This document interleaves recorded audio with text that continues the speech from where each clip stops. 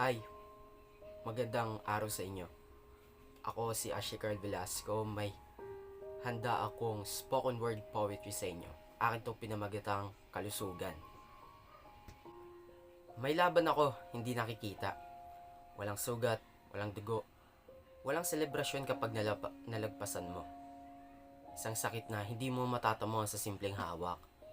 G6PD, isang maikling salita, pero panghabang buhay mong dala. Dito sumpa, pero minsan pakiramdam ko parusa. Habang iba malaya, ako laging may paalala. Bawal yan, delikado yan. Sa kwarto ka lang. Sinusunod ko dahil ayokong makaperwisyo. Akala ko simple lang, ngunit may iba-iba pa palang sanhi ang sakit na to.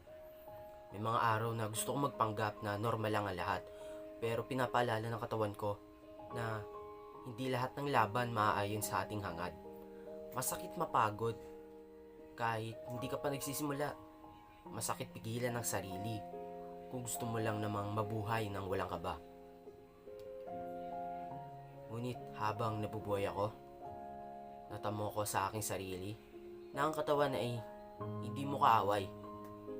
Ito ay tahanan at ang sakit ay hindi hadlang, kundi babala. Babala na mas maging malasakit tayo sa ating sarili, pag-ingatan ng ating sarili. Kaya kung ikaw ay malakas ngayon, kung wala kang dinadalang sakit, kung kaya mo gawin ang lahat ng walang iniisip, huwag mo tong sayangin.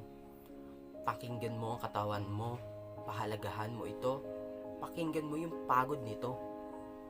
Ingatan mo ang kalusugan mo bago ka pa turuan ng buhay mo kung gaano ito kahalaga. Dahil ang katawan, iisa lang, at ang kalusugan, kapag nawala, hindi agad mapapalitan. Hanggat maaga pa, pilitin maging masustansya. Mahirap na sa uli tayo mawawalan ng pag-asa. Maraming salamat sa inyong pakikinig. At ako si Ashical Velasco, naghahatid ng spoken word poetry na ito.